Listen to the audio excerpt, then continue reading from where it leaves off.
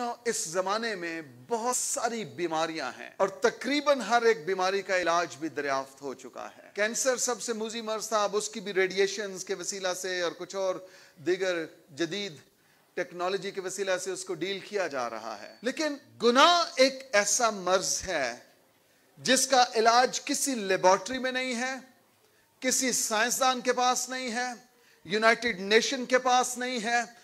گناہ ایک ایسا مرض ہے جس کا علاج صرف اور صرف خدا کے بیٹے یسوع مسیح کے پاس ہے۔ ہیلیلویا!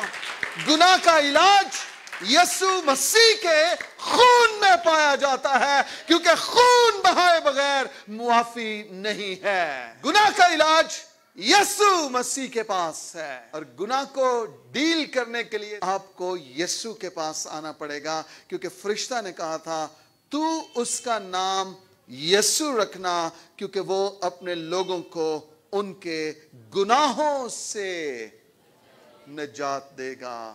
آمین۔